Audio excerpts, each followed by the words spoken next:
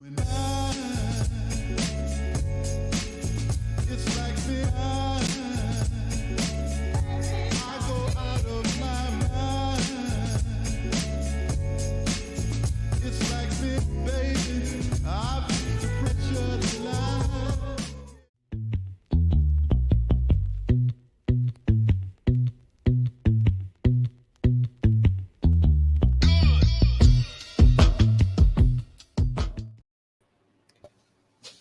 Hey, we're back. Peace all over the place. We're back again. Judd'z Budz, episode 75. As always, your host, Bugsy. As always, joined by my good buddy, Mr. At State of Hoppy, who appears to be all over the place. Welcome to my life. This is the most relatable we've ever been. Hoppy, how we doing? Yeah, I mean, you nailed it. It really wouldn't make any sense after missing a couple weeks now recording if we weren't all over the place. And I remembered, like, right as I clicked the video for the intro, that I had beers sitting in the freezer. So I'm like, I better go get those, because if I leave those for the whole episode, bad things could occur. But yeah, we'll see.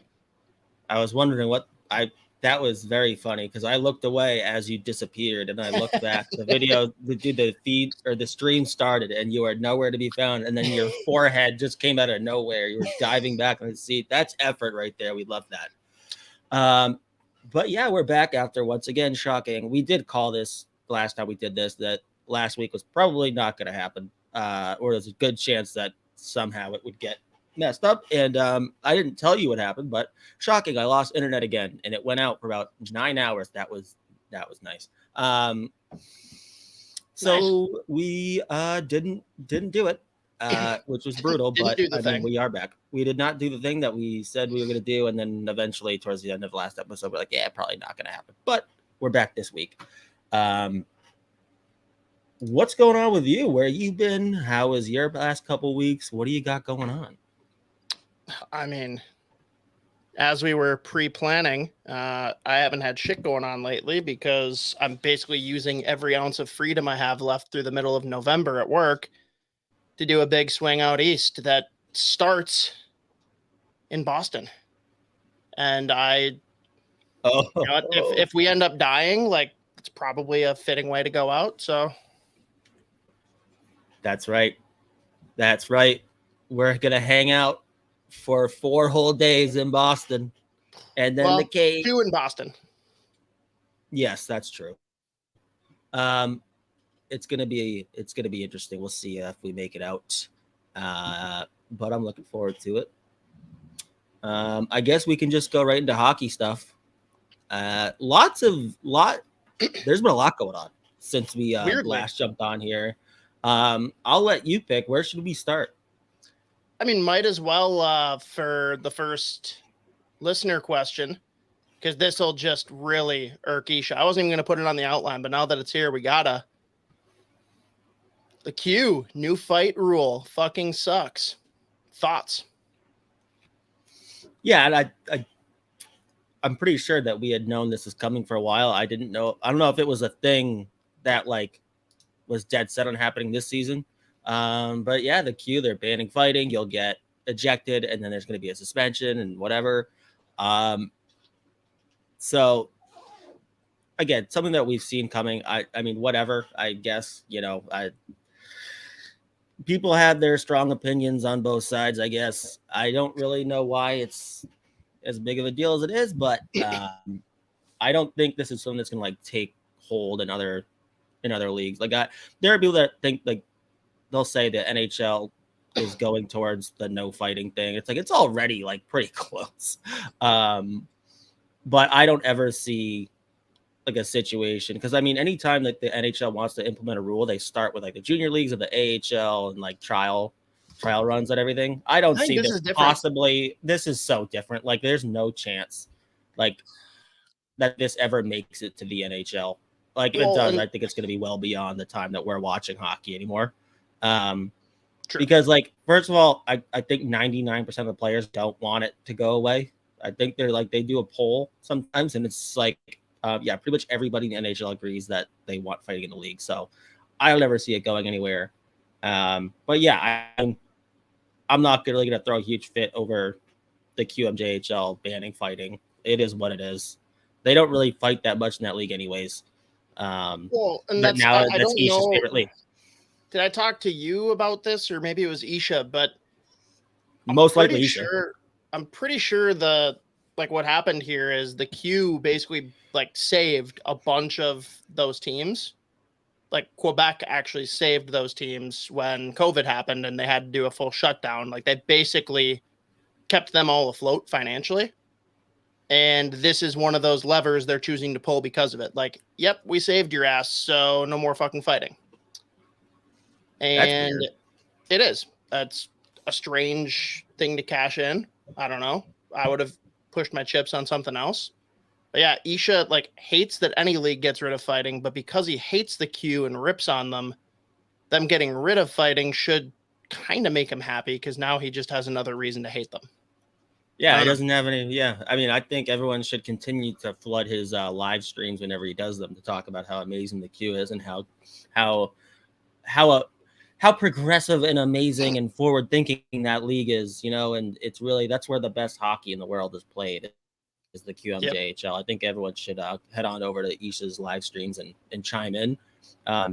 Which apparently last time we said to do that about there were a couple of people that actually did it. A couple of you did, and we love you. Yeah, we love you for that. But yeah, I guess it's official. So I mean, I don't watch a ton of the Q anyways. There's only a handful of players who I am interested in tracking over there. David Spacek is not going to be there next year, so I don't have really any other reasons to track it anyway. So I'm not overly concerned. I don't agree with it, but I also don't really care that much. I don't know. Is the Mayu kid still there? And I don't know how much it's really going to change the league. What? Is the Mayu kid still there? Who? Logan Mayu? He's in the O. Oh, he's in the O. That's a bummer. Yeah, he's on London. He just has such a French-Canadian name that I assume. Right. Yeah. Yeah, so there you go. Q, they're not going to fight anymore. So, whatever. And, dude, good for them, I guess. I've been responsible lately. I haven't been drinking much, so I'm kind of priming the liver back. So I got a couple of things my brother brought me from the small podunk town of Decorah, Iowa, that just so happens to have the two best breweries in Iowa. First one here we've got is called Pulpit Rock. The beer is Saftig. I don't know what it means, but it's okay looking can art, but it is a delicious, delicious IPA. There's a painting of a can there. Yeah. What do you got? That does not look like your normal triple IPA Bud Light. No, well, it's a version. I got these the for Bud free. Light seltzer? Sangria, dude. It is an interesting beverage. And I'll tell you what. I haven't had the Sangria one, but there was one, it was a couple of years ago. My buddy's dad got inducted into his university's Hall of Fame. Shout out Donnie. And someone had a cooler full of the Bud Light seltzers. And dude, I'm pretty sure I got diabetes just on that day, but they go down. They are delicious. Yeah, dude. I'm not convinced it's actually a seltzer. It's basically just a sugar bomb that gets you a little buzzed. They tell you what, they go down quick, and they come out of nowhere too. I don't know if the sangria version makes it like the QMJHL of seltzers, but whatever. They're not bad, and they go down terrifyingly fast. So that's what I figured. I'd just give it a go here. They're pretty good. So yeah, that's I guess what we're drinking. Yeah, I'll have more to come, but yes, that's what we're drinking, and I guess we can get into the first wild topic. Philly G, Filip Gustavsson, Gus Bus, 3x375. What do we think here, Z? Hey, we love it. I mean, that's, I was curious to see what, I feel like that was roughly where some of the estimates were coming in. I thought that was more for a 2-year though, not a 3. Right, but I feel so. That's what I feel like. In terms of term, I saw like 2 and 3 being bandied about. Like, and it's always weird too how like, especially like the difference in what the price tag is so crazy to me from like a 2-year or a 3-year. I'd have to look to see actually how old he is and everything, and how for where it him lines up. because of UFA. The third year Right, is the exactly. UFA year that you're buying, which is why I thought for 3 years it'd be higher. So I'm Right. thrilled. Yeah, exactly. So it's always crazy to me. Like, it does feel like it's always the 2 and 3 year. That's just like a big gap in what the expected salary is going to be. So, I mean, if you lock in Gustavsson at 3 for less than $4 million, I mean, after the season he just had, obviously he's going to have to continue. But like, especially you look at like the defense in front of him shouldn't get any worse than it was before. Pretty much the same or even better. I mean, I don't really see like a world where like last season becomes some major outlier for him. So, you know, you buy 3 years at under 4, the cap hit. And you're buying more time for Wallstedt to eventually come in. And that is appetizing, obviously. So I can't find anything to complain about. Love that they got for the 3rd year. They got him for under 4. Yeah, I mean, there's always fucking president of hockey ops.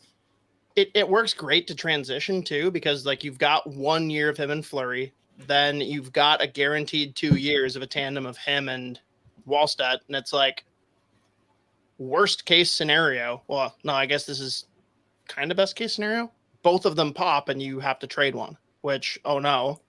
Otherwise, you've got a pretty solid tandem for a couple of years beyond that too. Whoever ends up being the 1A, so be it. But on your comment there, the defense will be as good or better.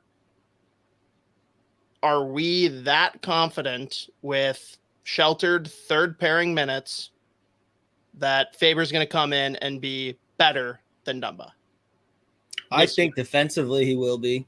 And we can talk about Dumba too in a sec, but I'm very I mean, you just look at Brock Faber. First of all, the track record, like in terms of junior hockey, college hockey, World Juniors, all that, like there's just not been any step back at all. Like every situation he stepped into, he's more than risen his level.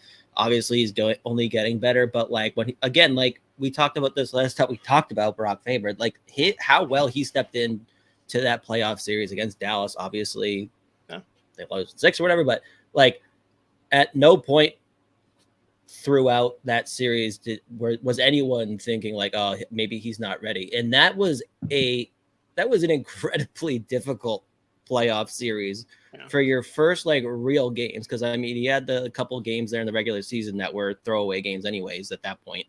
Throwaway game down in Rochester. Yeah, exactly. But I mean, like the physicality was there. Both buildings were nuts. Just everything that was going on in the series, like high pressure moments at all times when he's on the ice.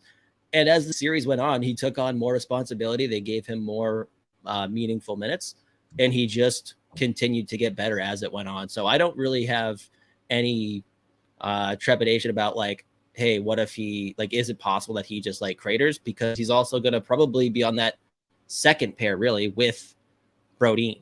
So the fact that now he's going to probably be playing with Brodin, like I don't really see a world where, you know, it's some major step back from a guy like Matt Dumba, who people can shit on him all they want. Like realistically, he wasn't as bad as everyone has tried to just make him out to be for years now. And again, like you're just getting this young kid. I love that it's going to be probably with Brodin, who is one of the elite defensemen in the NHL. And I think that's such a fun pair, not in terms of like huge offense creation, but like the skating ability, the defending ability, it just like the transition game. Like I think it's going to be, if they can just like click, which I think they will pretty easily. I think that's going to be a pair that's going to end up logging huge minutes. And I think Faber's going to be a big part of that defense pretty much from day one. So yeah, I don't really have I have no worries about how that's going to look for Faber in the Wild. So I agree with you long term. I still think that it's a totally different dynamic to come in and play a way different role. Like he's playing with Brodin, which helps, but he is getting the big boy minutes. He's going up against McKinnon's line, right? He's going to be taking Bedard. And do I think that he'll adapt into that? Sure. But the first, call it 10 games, that could certainly be a little bit of a wake-up call, and people will probably overreact because he has a couple of bad games early on. And I think by the time playoffs roll around, should the Wild be a part of it, I think he's locked and ready. Yeah, so my internet went out up until the 10-game thing. So I've already said. Yeah, just nod and smile and say, yeah, you nailed it. Yeah, you nailed it, dude. But I should actually, and you may quite literally have just said this, so who knows? Yeah, here we go. But I mean, like you were saying at the end there, like I'm not expecting to come in and immediately, like, no mistakes. I'm not at all throwing that out there. Like, he's gonna have his ups and downs because it's gonna be his first full 82 game season. So obviously there's gonna be high points, low points. But I think just the overall body of work, I think it's gonna be a dynamic pair.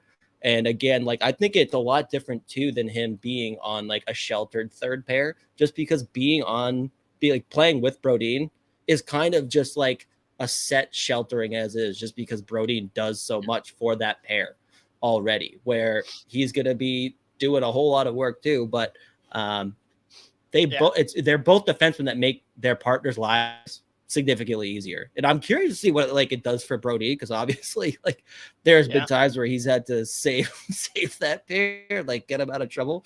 And at times, like when Dumba has been in that, like those like funks that we see him in, that we had seen him in for the past couple of years, there were times where Brodin's play took a hit too. But I'm very curious like what it actually does for Brodin to have a young stud like Faber, whose game kind of mirrors a version of Brodin's game too. So I'm very curious to see like what it does for him. But yeah, I'm still very confident. Oh boy. Like, again, I think it's very different than him being on the third pair sheltered minutes, but his partners like Klingberg or Merrill or whatever. I still think it's different. It's going to be interesting to see, right? It's going to be like, he's going to be in a tougher situation with a better partner. Like, what are we going to see from that?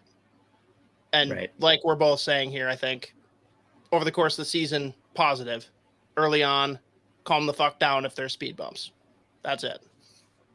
Yeah, like, early on, he's going to make one unbelievable play and everyone's going to go nuts. And then, like, next shift, he might, like, cough one up, like, turn over right in front of Gustavsson, whatever. And be like, oh, no, he's not ready. So it's going to be both. I'd like, beg people to just, like, not react to I mean, you can react to the moment, but don't make it some, like, proclamation of who the player is immediately. I know that's not going to happen, obviously. Like, we can never expect people to be reasonable. I'm just like, especially as a defenseman, like, I just like beg people to be like just a little bit more patient, but I know it's hard and people don't want to, so it is what it is. But again, I'm loving the idea. He's only got 2 points in the first 10 games. What a fucking loser. Yeah, exactly. Yeah. I mean, going on with the third pairing though, when's this Addison deal going to get done, or is it? Yeah, so we're still waiting. Speaking of losers that shouldn't be allowed to play because they're just not good at hockey and are uncoachable in every way. Right. Yeah. They're evil. Actually, they're terrible. On and off the ice.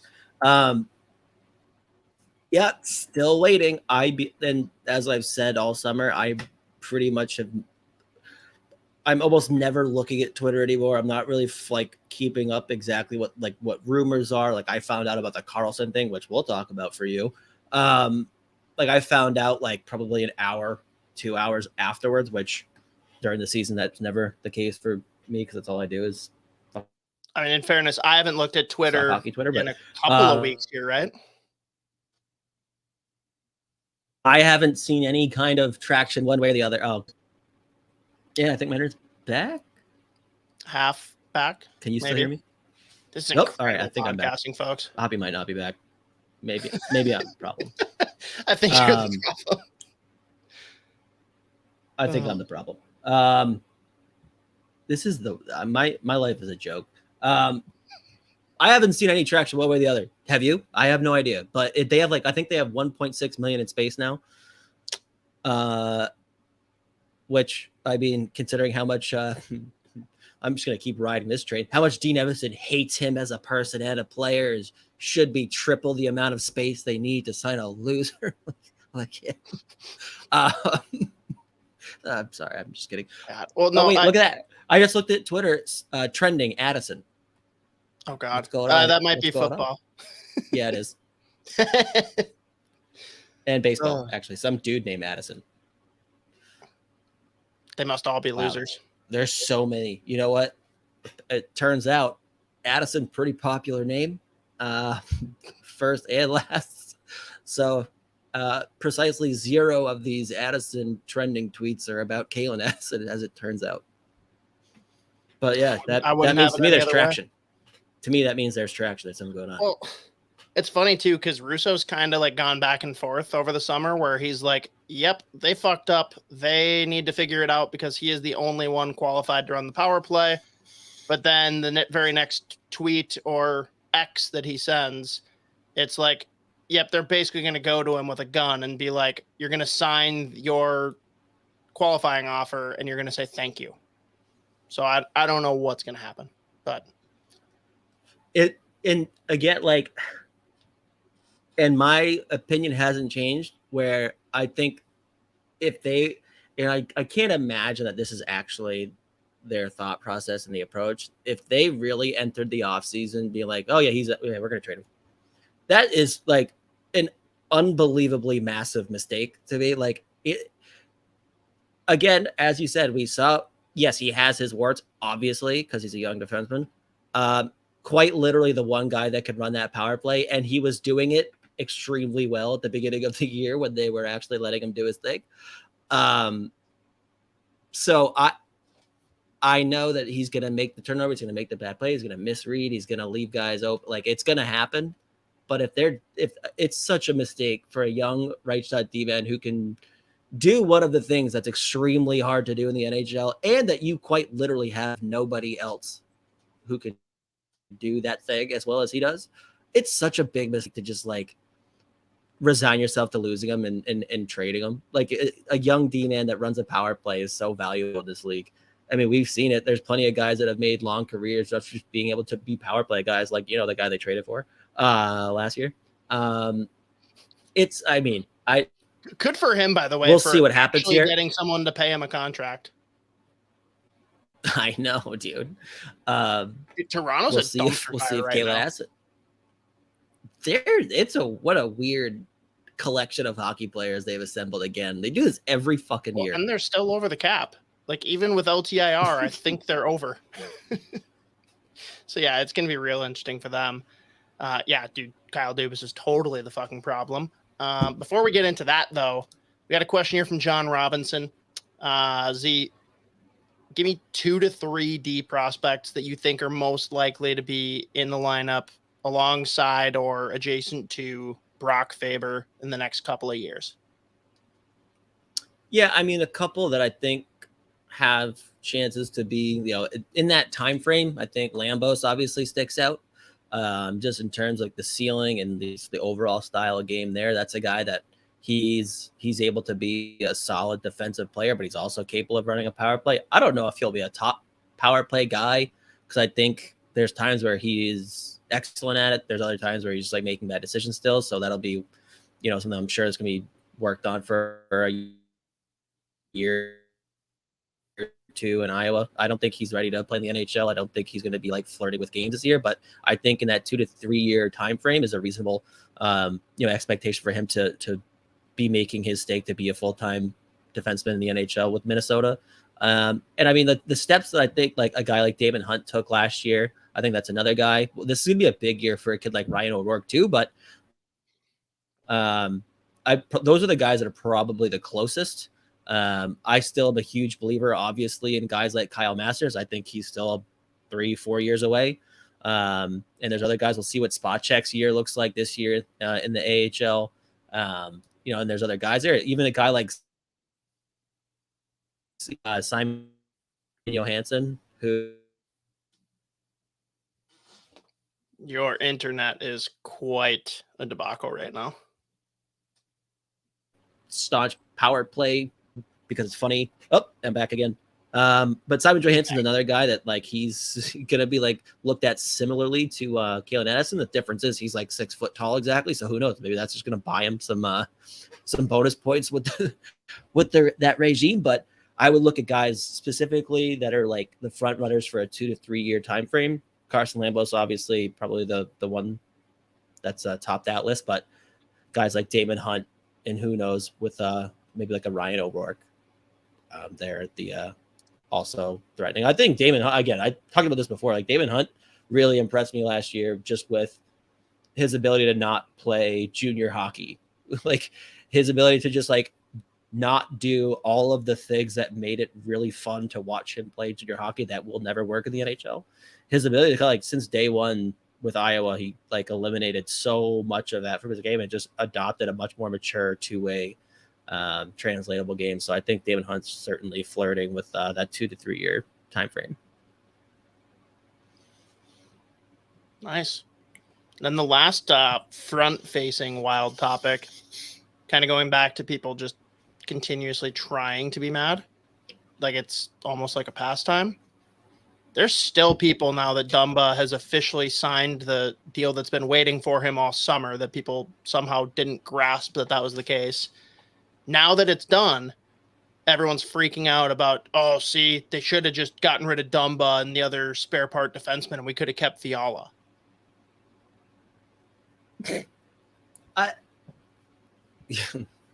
Again, thank God I'm like rarely on Twitter at this point in the summer.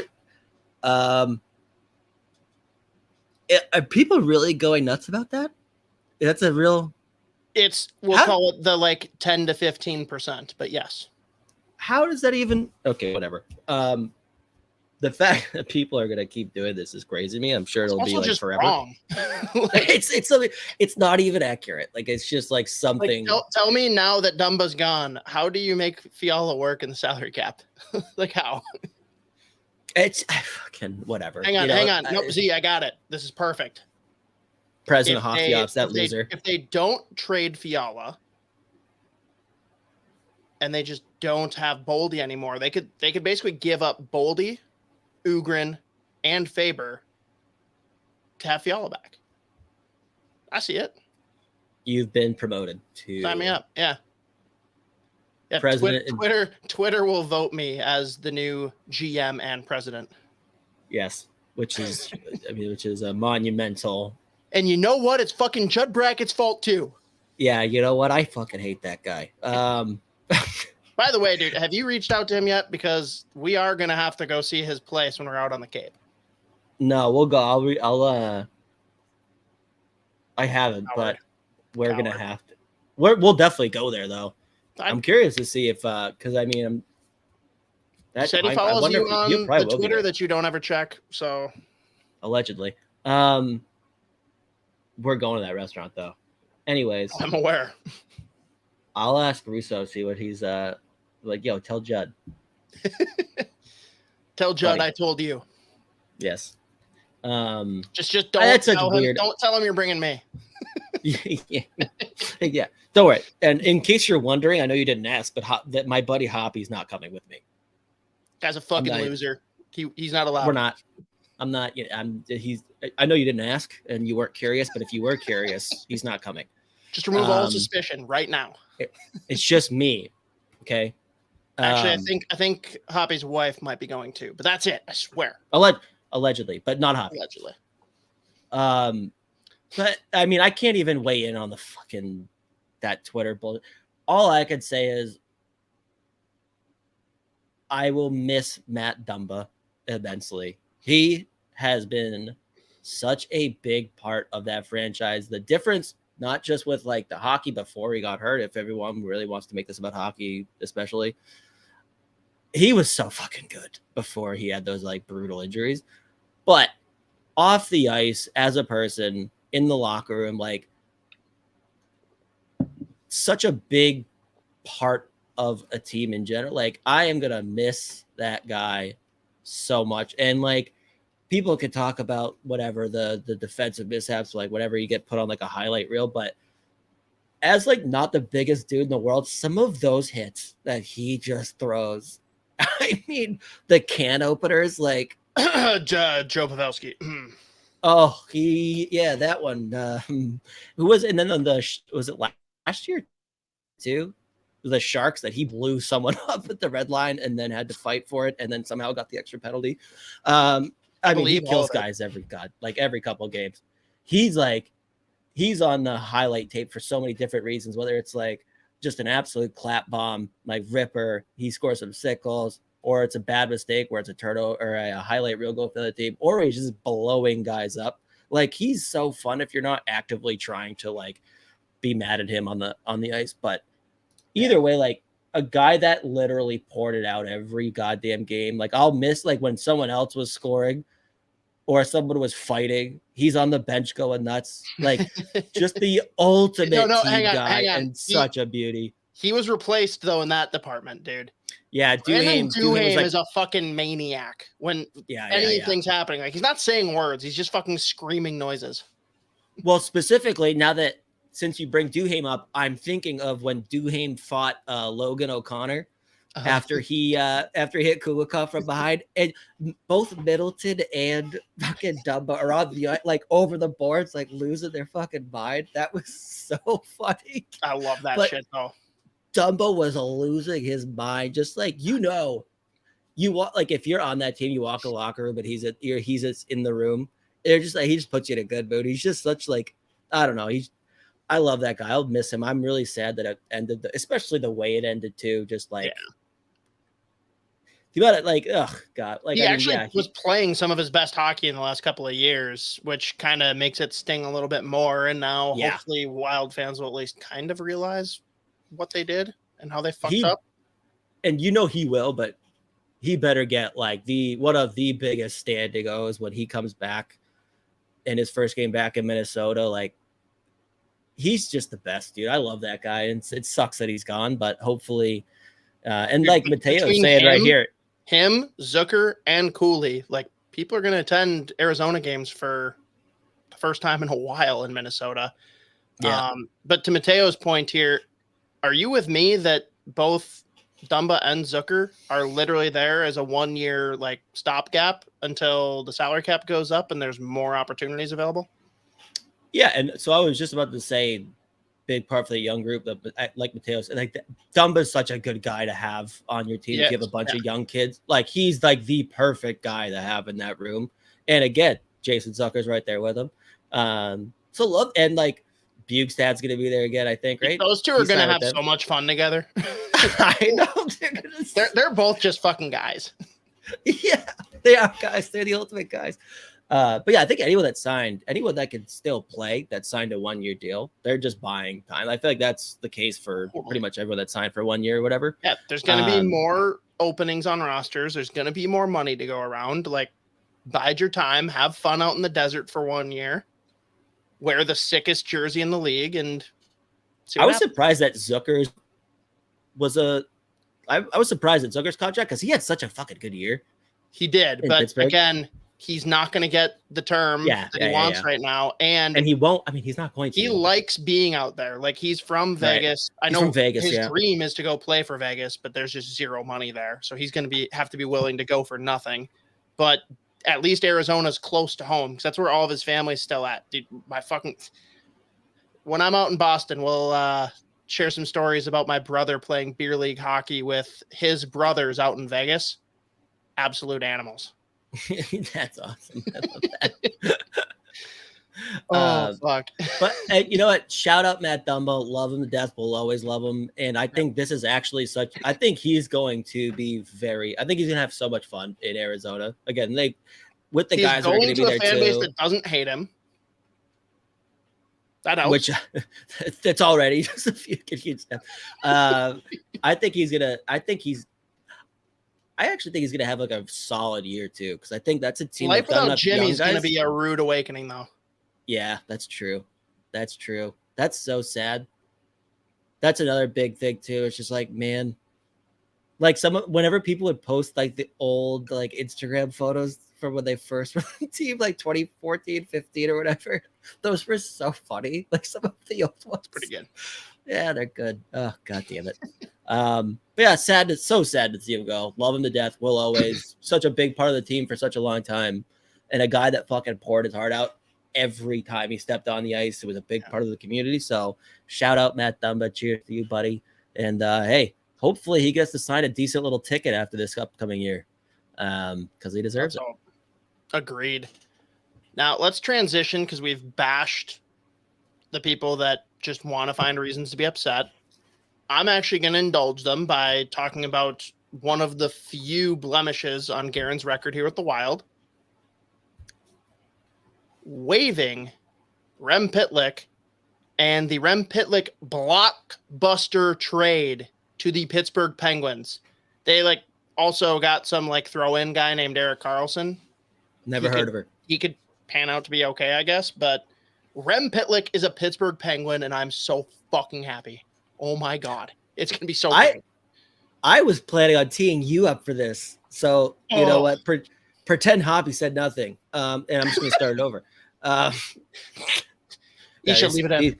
These sangria seltzers are going down. I'm Hoppy, not drinking sangria seltzers with you tomorrow.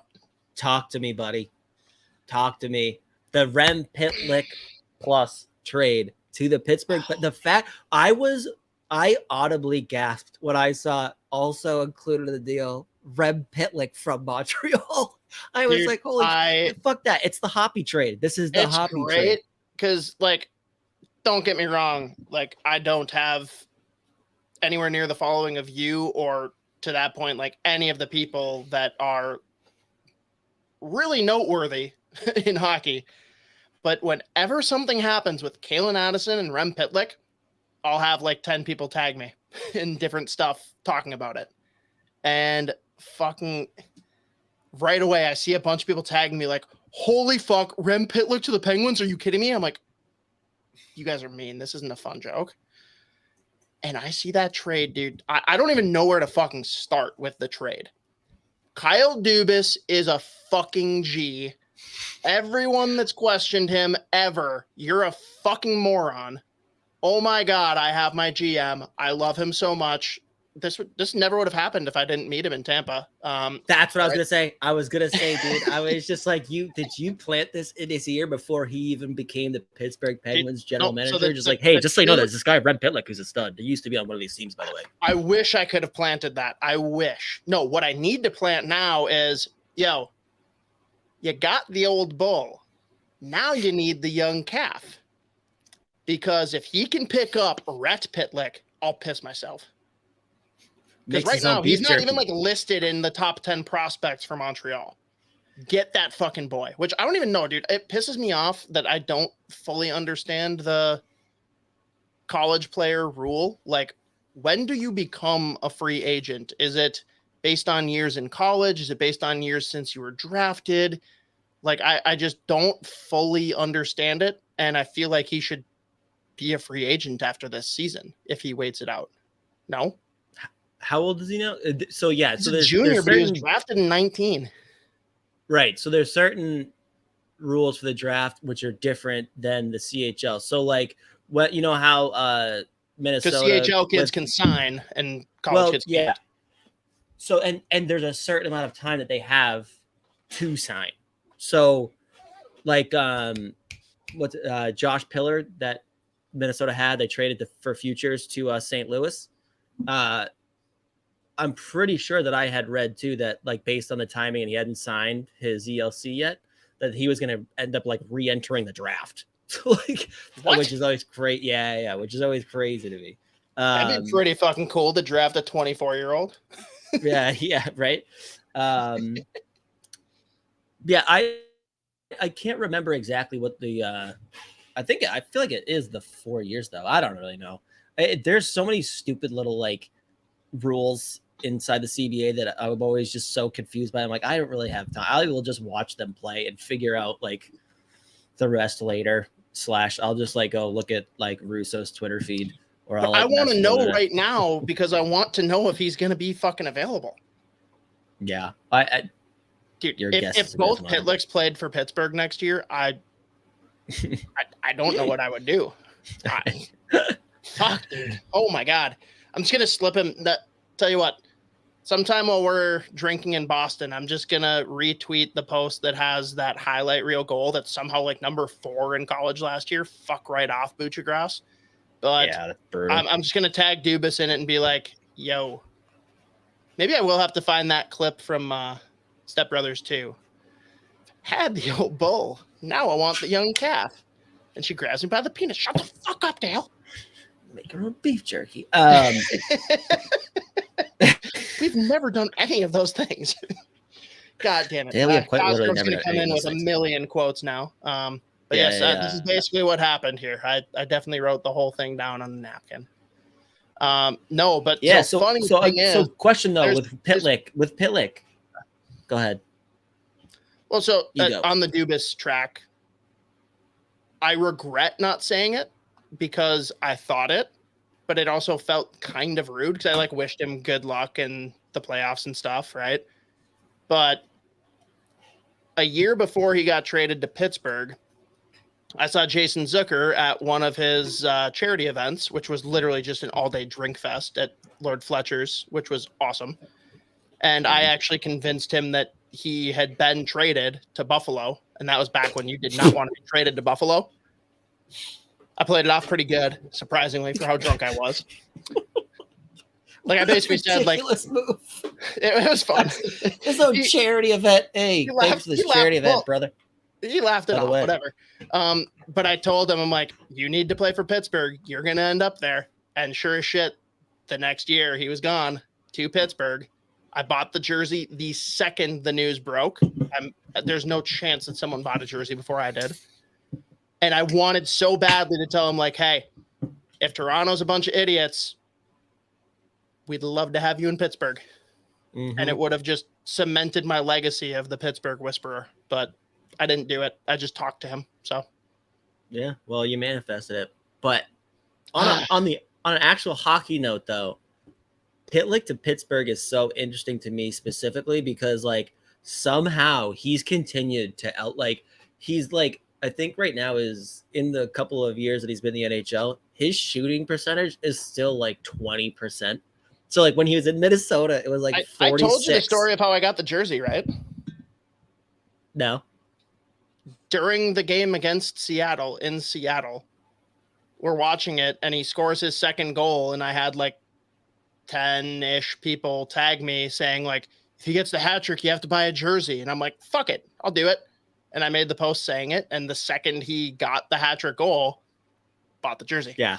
Yeah. Oh yeah. That's right. That's right. That was shopping cart. incredible. And then still, I don't think I'll ever beat the fact that Guerin signed it. Now dude, what if I got Dubas to sign it saying, thanks, Bill? Oh my God. You have Okay, to. I need it. You have to. You have to. God damn it. All right, you can continue along your line of questioning. Late 80s Joel. God damn it, Cosgrove. Give it like with what Pittsburgh really needs. And I'm not saying out and out this is a for sure thing that's like, oh yeah, no doubt he's gonna do, but a guy that can just somehow convert chances and chip in outside of guys like Crosby and Malkin and Gensel, especially now that Gensel is going to be out for a little bit here. Like, I can't possibly imagine a world where, like, I mean, who knows? Maybe this is just Rem Pitlick's career where he's just shooting 20, 25, 30, 35% every year somehow. But, like, a guy who gets you, like, okay, so, I mean, like, a middle of the lineup guy who gets middle of the lineup total time on ice every game that somehow just converts chances when he gets them, like one every 5 times. Isn't that kind of like, and this is, okay, let's not bear, like, this is the Karlsson trade. We all know that we are making this all about Rem Pitlick because it's funny, but that's kind of like one of the areas that Pittsburgh desperately needs. So I kind of wonder if he just like finds himself in the perfect situation, wherever he ends up in that lineup, and kind of just becomes a huge piece for them. Like the year that they had the first year of Danton Heinen, really, when he just came in and he was unbelievable. I think he scored the first goal of the year. Can this be our Danton Heinen, Z? Like, can we cheer for him together? Yeah, of course. What do you mean? Obviously. I'm glad he's not fucking Montreal anymore. I know. I just like with Heinen, it was easy because he was a Boston guy. That's my guy. I didn't know if Pitlick was enough, but good to know. Oh yeah. So here, I kind of like if he could just do his thing really and just like get like 10 to 12 minutes a game and like still shoot 20%. Like that's kind of like the perfect fit for Pittsburgh too, right? That middle six. But now I will let you go off on you didn't really want to. This is still the Pitlick trade. Talk to me. Erik Karlsson and Letang on the same team, dude. I mean, they might account for 40% of the scoring on their team. Why can't this be 2016 though, when like literally Erik Karlsson almost single-handedly beat the Pittsburgh Penguins to go to the Stanley Cup final? Like, this is all going full circle. The stars are aligning. But let's just go to post I made when it happened. I power ranked the trade pieces. I'll work from the bottom up. It's 1 to 10.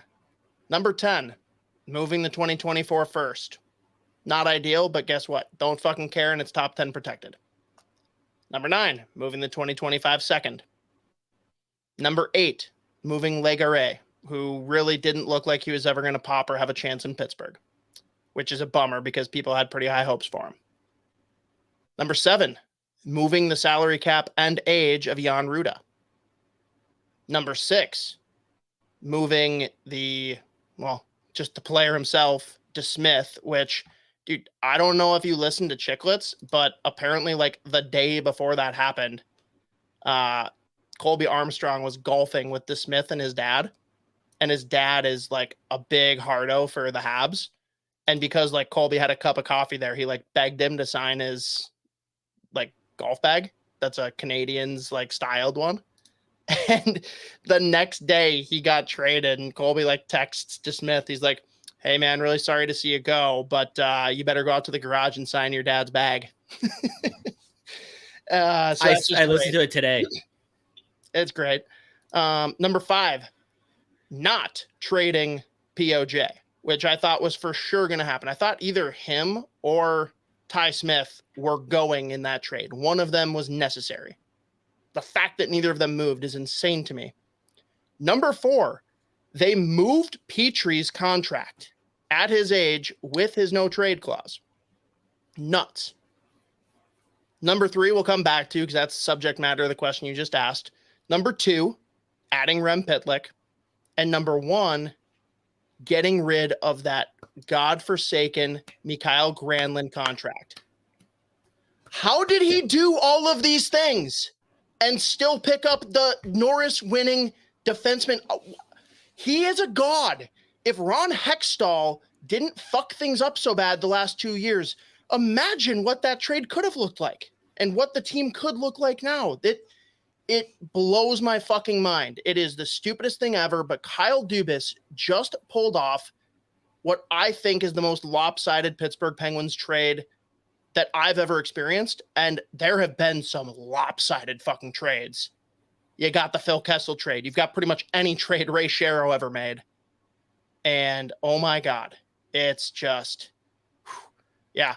Tough look for Toronto, letting go of Kyle Dubas, who is just absolutely dominating life. So, Karlsson, was there a question or just how excited I am that him and Letang are playing together? That was my question. It's fucking incredible, man. And it's even cooler that, like, you kind of expected this to happen anyways, right? Like, because Letang is, like, a good guy. He's about the team. But, like, the fact that a couple of weeks ago he came out and said, like, I have no problem not being on the first power play if we pick up a guy like Karlsson. Great. Check that box. But now you've got a top 4 that is, like, it's perfect. You've got the signing that Dubas pulled off already. We got a great, sturdy guy to probably play alongside Letang. in Ryan Graves, but don't care. He can be with him or Karlsson. And then Pettersson, who really had an incredible year last year. He looked great. Him and Petrie at one point were like a top 5 pairing in the league, playing as the number 1 pair. That's the pair. It's got to be Pettersson and Karlsson. That's where I think it starts, but I think that they're going to be pretty quick and loose with like, hey, we don't care. Like whatever ends up fitting and gelling better. Pettersson with Letang, Graves with Karlsson, if that's what it needs to be, cool. Especially because Pettersson and Letang have played together and there's more familiarity, but whatever works there, don't care. I think it's going to start Graves, Letang, Pettersson, Karlsson. I'm not sure what that third pairing is going to look like yet. It's going to be one of POJ and Smith paired with, God, I don't know. Because you're not going to play the two of them together. That would be just a disaster. That's like having a third pairing of 2 Kalen Addisons. Like, no. Even I don't want that. Right. So I'm not sure what the third pairing will be, but tell you what, with the big swing they just made, least of my concerns. Really for me, and like, I'm not sitting here saying the Penguins are going to win the cup, but basically, if all of their important players play at least like low to mid 70s games and Tristan Jarry stays healthy, this is a team no one wants to play.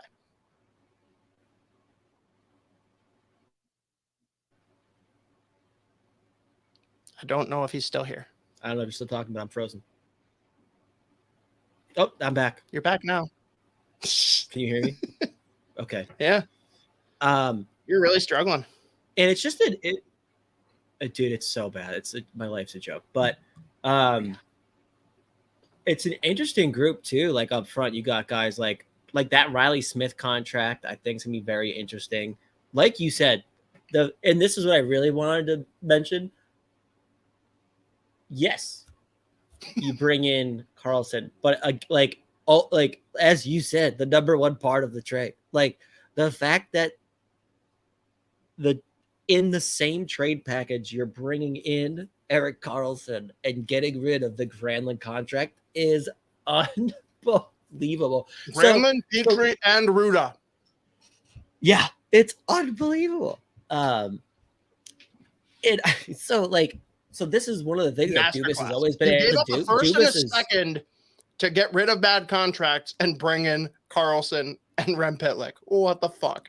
Right. And like this is one of the things that Dubas has always been able to do is like given, you could say what you want about signing the contracts that he signed with the Big Four out in Toronto or whatever, but being able to bring players in and like moving money and making it work. He's always how many of the contracts sometimes the trades just don't work out. Huh? How many of those contracts did he even do? All 4 of them. He didn't do Tavares. The big ones? Did he? Yeah, that was all him. Oh. So he came in, immediately signed Tavares, did Nylander, Matthews, and Marner. So the Nylander deal was great. Yeah. Who knows? The best contract of all, maybe not. Well, Matthews couldn't earn all the money he wants to the world. Dude, the best. If we're gonna go after the Twitter idiots, like everyone that's like, which core 4 is better? Matthews, Marner, Nylander, and Tavares, or Crosby, Malkin, Letang, and Karlsson? It's like, first off, like, why is that even a conversation that's being started? The weirdest possible there's comparison. A $10 million difference between the foursomes. And 2 of them are up for contract after this year. You're going to lose 1 at least, I would imagine. Like, what a stupid fucking bonehead argument to bring up. And there's a lot of Toronto fans that are like, you're an absolute moron if you'd pick those old geezers in Pittsburgh. Like, whatever. And then you got fucking jerk-offs like Mike Grinnell, who says that Chris Letang is Walmart Erik Karlsson. Like, what a fucking weird moron. That was a very weird... I read it first and I heard it, I was like, oh, that's fucking weird. I thought that the tone and the context would make this sound better, but now it sounds dumber. What? But that's such a weird comparison though. Like just whatever. I mean, people can do whatever the fuck they want. But right, like I'm not sitting here like defending Letang, and I really don't care. It's just like, how can someone actually think that? Like, I don't get it. Yeah, but I mean, Pittsburgh's just they brought in like it's a very interesting group, and I mean, like you have Sidney Crosby and getting all like so here's I am not happy about this. Let's be clear. It is bad. But silver lining to the Jake Gensel injury, missing the first 5 to 10 games, could my son Remington Pitlick III sneak his way into the top 6 for a 5 to 10 game stretch and see what happens. Who's to say? Who's to say? I mean, he'll have, Riley Smith, Brian Rust, Raquel. Is he the other one that slides on the wing there? Again, dude, I'm going to need like so many changes of shorts. What a great time for they brought in I forgot they brought in Andreas Janssen and Noel Acciari too. So I think that the idea, if they can pick up, because I'm not knocking Lars Eller, but he's older. He's not fleet of foot. I like him a ton on the fourth line. Third line is suspect, but if you can pick up a younger, more mobile 2-way 3C somehow, play him between Pitlick and Janssen for that third line, sign me the fuck up. So trade Eller 1-for-1 for Teddy Bluger. That's just mean. I lived like when they made this signing, I was like, man, you had blue. What do you think though? Like Dubas comes in and he's like just so you guys know, like third bullet point on my list is find a way to undo that dipshit Hextall trading away fucking Teddy Bluger. Good for him that he got a cup out of it. Like, I'm happy for him, but what the fuck, dude? I still can't believe that was the one that was the second most egregious thing behind that fucking Granlund trade. Mm-hmm. I was so upset. Yeah. But I'm happy for you. I'm happy for you. After like the fucking Hextall Burke era. You'll never hear me say a bad word about Brian Burke because I fucking love that guy. Like, I think he's wildly entertaining personality. I read his book. I think he's just like a good dude. And I love him. So I'll never say, I'll just blame it all on Hextall, which I have no problem doing because that's easy. But I'm happy for you. But by the way, on the Noel Acciari thing, one of my favorite players. But the funniest part about Noel Acciari is his build. He's 5'10", 210 pounds, which is just nice. But when you look at him, like, oh, he's 6'2". I like Acciari as a player for sure. No, he's a real good. Well, he solid bottom 6 somewhere in there guy. When he went to Florida and he got top 6 minutes, he fucking scored 20 something. Like, he was like fucking unreal. So he is a solid defensive player that has enough, like, he can play. So and he's just like, he's so funny, like a wildly entertaining. So good for him. And again, good for you, buddy. I'm happy for you. But we made it a whole hour. I'm not going to sit here and pretend that like I'm this like tortured Penguins fan. Like, there have been dark times. Yeah. There have been years where there were expectations and the team absolutely flamed out. But like, by and large, I got nothing to fucking complain about. Hextall was a donkey and somehow made moves that I don't know how anyone that's hired as an NHL GM besides like Peter Chiarelli could make those moves, but whatever. Like, we're in a good place now. There's at least a window of 2 or 3 years here where they're going to be pushing the chips to the middle. That's all I ask for. I just want them to try and contend for the last couple of years of Crosby, Malkin, Letang. That's really all I've ever cared about. Yeah, and when I say I'm happy for you, I think it's more about like the it's mostly Rem Pitlick, and I appreciate it. Yeah, yes, that is a major part of it. But the avoidable, boneheaded decisions that have been made that legitimately fucked up. Like, fucked makes them no out of a sense. couple of Crosby Malkin years. That's more so where I'm coming from. But I'm just happy for you. I'm just happy specifically for Pitlick, though. Well, I appreciate it. And as soon as you guys trade for Scheifele, I'll be happy for you. Yeah, we're fucked. Not really, though. Defense is still solid, so that's good. All right, we can rip through this. We can even leave off the last topic and save it for next week. But we'd be remiss if we didn't talk a little bit about prospects being the cornerstone of the show. Break it down for everyone.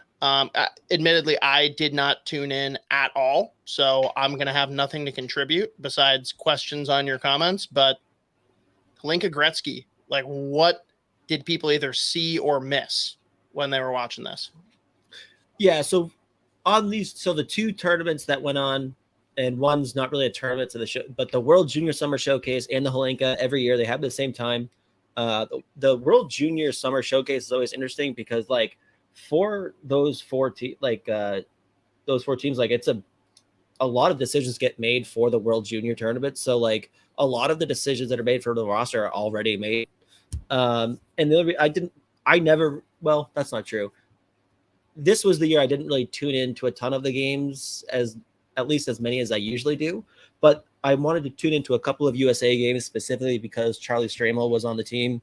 And USA is always interesting. They have two teams there, USA White, USA Blue. They flip-flop the teams and try to, like, figure out by the end of the games which is, like, their core players they want to bring. So for the World Juniors, that forward group is fucking loaded. Going to be interesting to see what happens with Logan Cooley. There's a chance he becomes a huge part of Arizona, and he's not there, and that changes things for sure because that's going to be their out-and-out number one center. But some of the guys that have been drafted over the last few years that just haven't had a chance because of some of, like, the stud young forwards that are in the NHL now. Guys like Frank Nazar didn't get to go last year. He was a fucking animal at this showcase.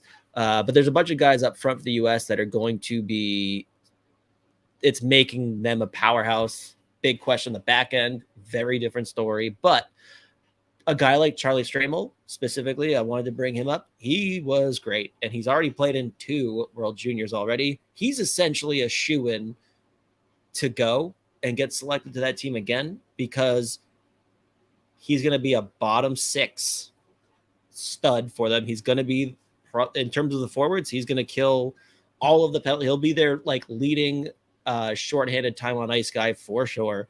And he's that unique blend where he's a fucking massive human being. He's mean as hell.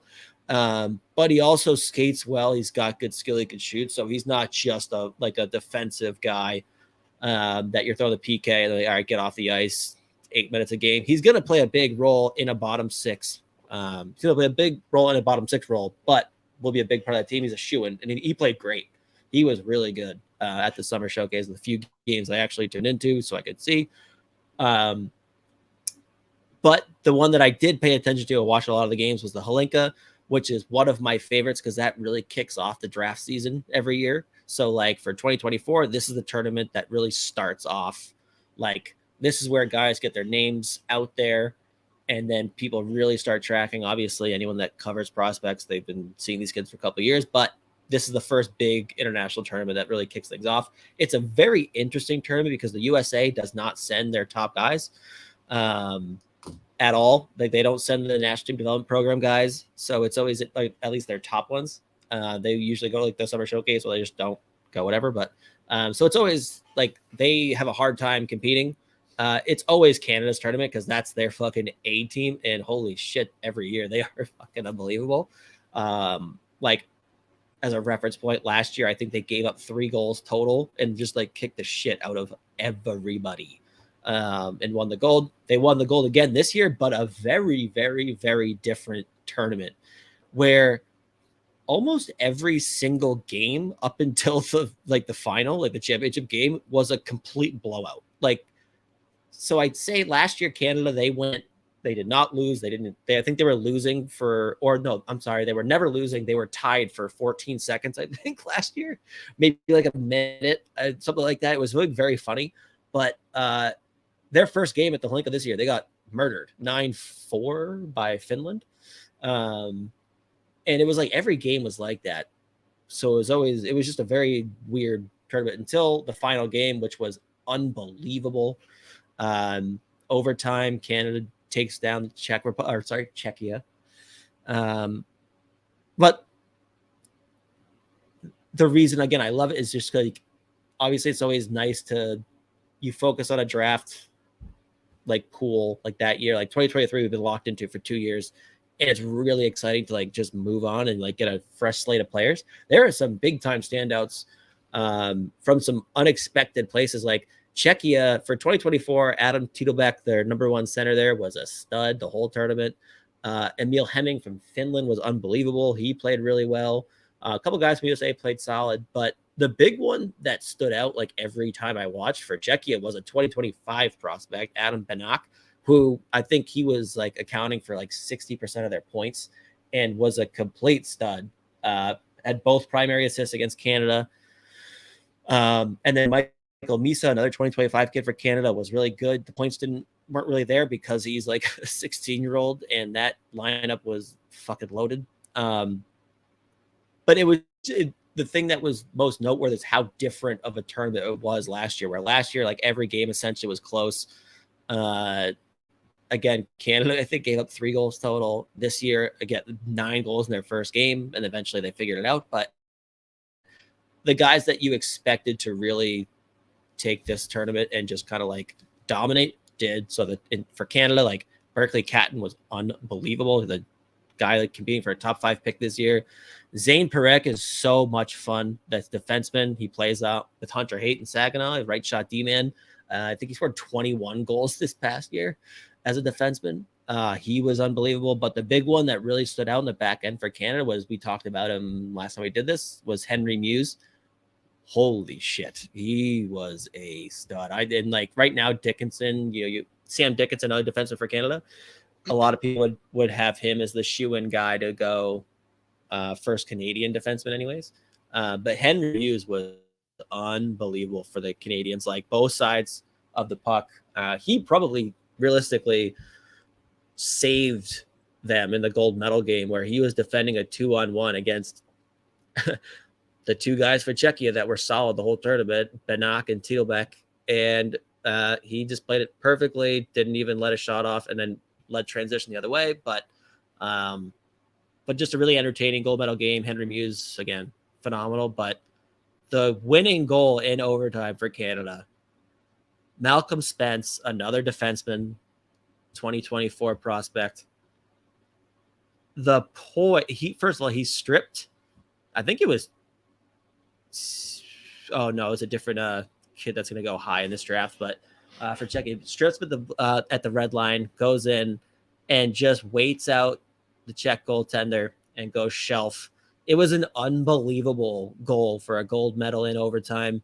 Well, I guess not gold medal, but international tournaments. I always just say gold medal when it's an international tournament, just because it's more we should fun, start saying that now when someone wins the Stanley Cup, like gold medal. Gold medal. Gold medal. Yeah, they should give out the gold medals too. But I was just happy that like the final wasn't a complete blowout, and really because every team either was blowing other teams out or getting blown out themselves. Like the second they hit the elimination games, it was like, who the fuck knows who's going to win, which is always fun because, again, last year, Canada, I mean, it wasn't even close. They just destroyed everybody. So it was nice that they actually like didn't do that again. But I'm telling you, like, Czechia, that country is just continuing to produce some absolute studs, and I don't see it slowing down. But just a really fun tournament overall, even though the beginning was brutal because every game was a blowout. It was insane. It was unbelievable, but it got better as it went on, which is always a relief. And I mean, USA and Canada, the first like period and a half, it was close, and then Canada just blew the doors off. A 2025 kid for Canada. Well, oh my God, what's his first name? His last name is Martone, and he's a stud. He's real fun. But he scored the goal of the tournament. Went end to end. Yeah, he went end to end. It was unreal. But again, the big takeaway though was significantly different than last year.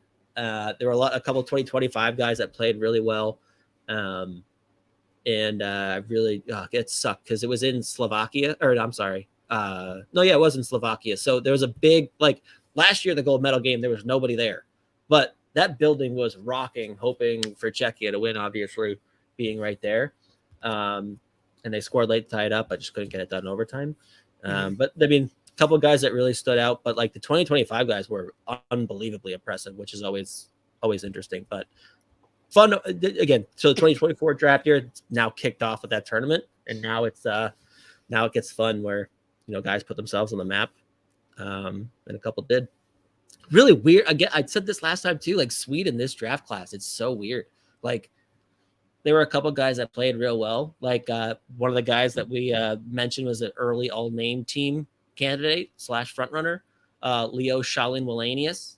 He really solidified himself as probably a second-round pick. Flirting with the first-round pick. He was playing really well for Sweden. Other than that, it was the kid I mentioned earlier, Alexander Zetterberg. He was really good for them. Probably their best player on the tournament. Their captain, Linus Eriksson, another solid player for them, but didn't really do – I mean, they did nothing compared to – usually they're challenging. So, weird draft class. A bunch of guys that you would peg for late second to middle of the round, but like solid players, but just no one that's going to really – no one that you anticipate to make the huge pop. So – no Erik Karlsson every year, so to speak. There's no Erik Karlssons. Sad, hate to see it, but always fun. I love that tournament every year. Fun. And I gotta defend you a little bit here. I know you're beating yourself up for a second saying Czech Republic instead of Czechia. One of our friends who runs a different Minnesota Wild podcast. For you, Z, we'll just say it's the one that had concerning wall paint color in their background. When they were talking about that location, they said Czechoslovakia, which is vastly more offensive. It hasn't been that in a long time. A long time for a good reason. Well, the one thing I can't remember. I think it was on Chicklets. Like Char, I think it was when Char was on Chicklets. They're like, hey, by the way, why are they like? When did Czechia become like? Why is it that? He goes, I'll be honest, I have no idea. Yeah. They were like, oh, okay. Like, he goes, I don't know. I don't really know the reason, but apparently it is.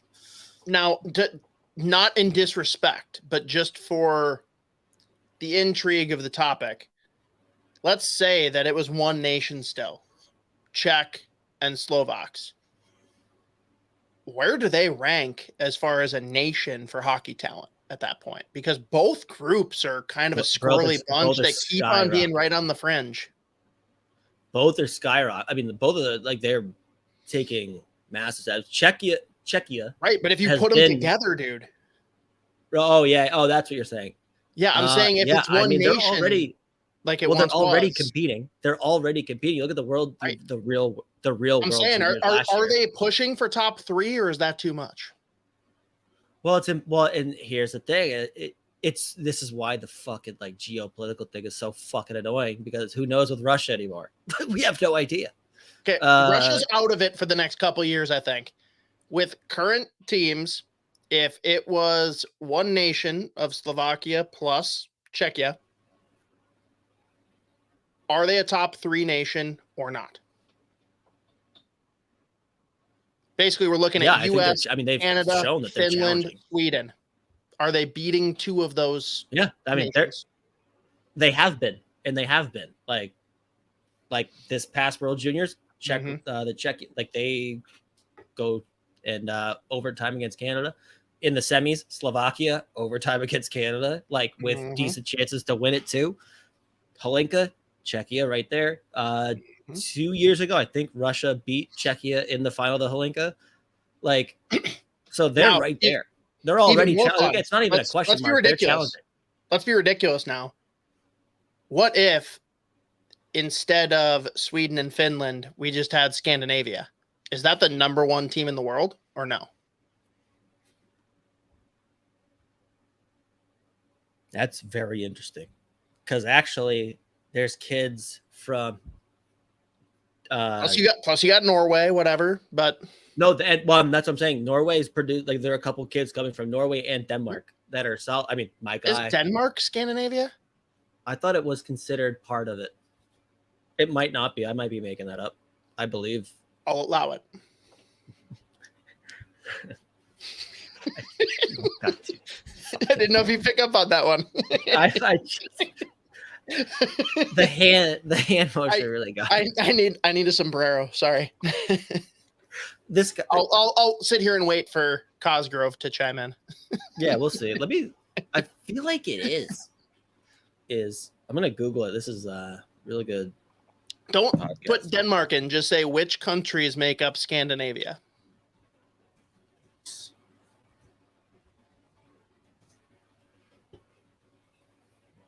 And of course, Isha's in the chat saying that Canada would still win.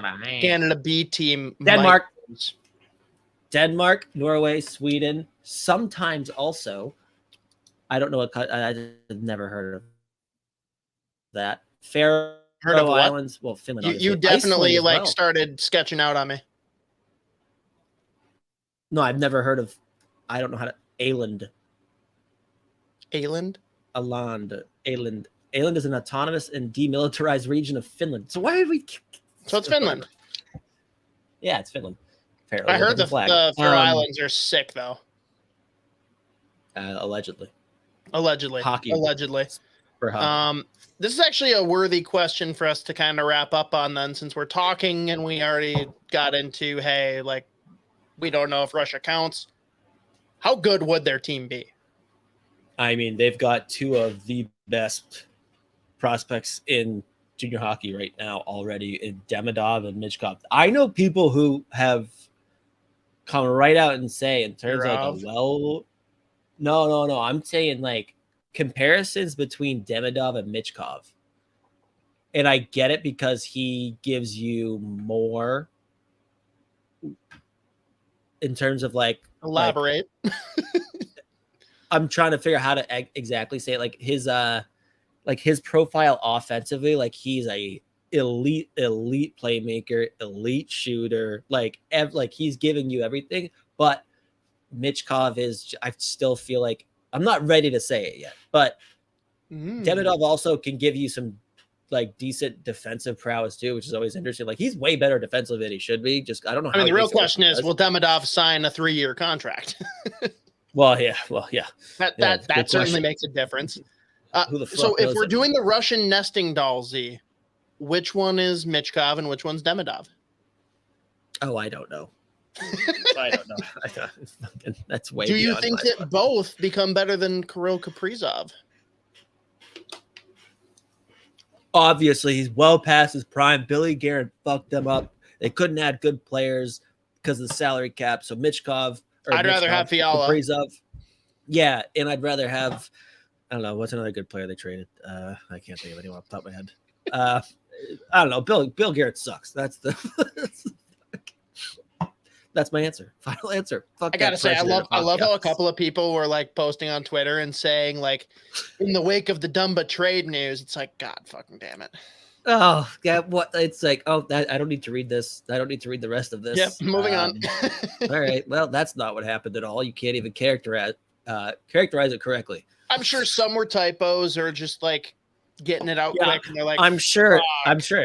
Yeah, I always hate when I fucking accidentally type trade instead of free agent signing. I really hate when I fucking do that. You know what I hate? When people don't know the difference between re-sign and resign. That's the only thing. Like, I'm not Mr. Grammar Police, but I will correct everyone on that. I like how mad people get, like how vocally angry people like, you put the dash in. You put the fucking dash. It's two different things. They're literally opposite meanings. I know. That's why it'd be one thing if like it was like a different word. Yeah.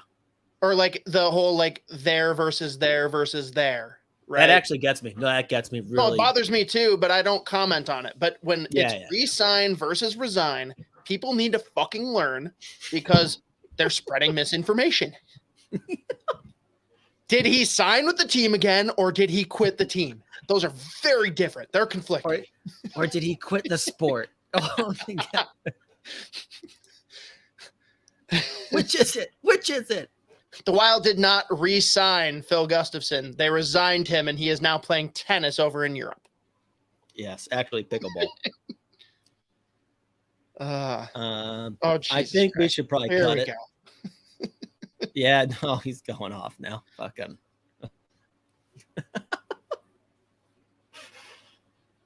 Oh my God, the next one. Yeah, I'm not putting that one up. We'll play. Not putting that one up. Sorry, Sean. We can't have them seizing our YouTube channel for that. Nah. But you got us to laugh, so. Yeah. Well, anyways, hour 22 in. I feel like that's probably a good place to cut it off, unless anyone has any further questions. No, just gotta say, my last 7th Avenue pizza for like 2 weeks. Wow, it's a tough one, but lobster rolls and chowder, I hear, are good. So, God, motherfucker. The next time, by this time next week, people will be listening to us after we finally hung out in real life. So nope, maybe they'll be listening to you and Isha after we've hung out in real life. So we're not going to be here next week.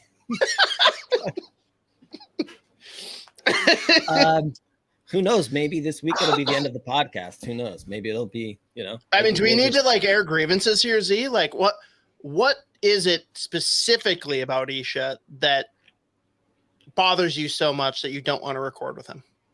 I just wish I wish he wasn't such an advocate for the QMJHL getting rid of fighting. I wish he was. He should have been really. And dude, he just loves it. He won't stop talking about it either. WWE as well. Like, he's way too strung up on it. Like, he thinks it's a real sport. I think it's made up theatrics. I don't know. You just really hate it. You hate to see that kind of stuff. It's hard for me to gel when he's just going off about how terrible fighting is in hockey and life, and then how amazing how amazing the WWE is. Dude, he's way too into the province of Ontario. That's kind of a turn off.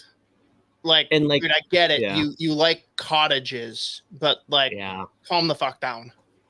Yeah, I get it. Leafs forever. Go Leafs, go. Whatever, dude. Well, fuck off. Leafs, Blue Jays, Raptors, like, they're all Canada's teams. So yeah, when they're good. We should wrap it up. Okay, well, shout out Toppling Goliath. One of my favorite beers from them, and I just had it for the first time actually from their tap, transported by a jug, and it's delicious. Even better than in a can, but the can is still incredible. It's got a T-Rex on it. Like, what's not to like? Yeah, can't hate that. Oh, wait, no, you're in order. Yes. So this is why I hate the QMJHL. Can we get back to prospects? That doesn't sound like you. You'd more be like Paul Rudd said something recently. Look at us. Anyways, we gotta call it now. We gotta call this. Thanks for tuning in. I might see you next week. Hoppy definitely won't. Hopefully my internet works. If not, then I'll see you in 2 weeks, where Hoppy, I think, I will be back then. Yeah, okay. We'll have to dive back a little bit deeper into the 2024 draft pool. Just because I know we hit the top 10 plus 3 that were in the teens, but we'll throw it out to the followers and see if there's any players they want us to cover. Yeah, and preseason in Europe is kicking off. So I watched a bunch of the J20 games today for the preseason. So a bunch of 2024 guys in there.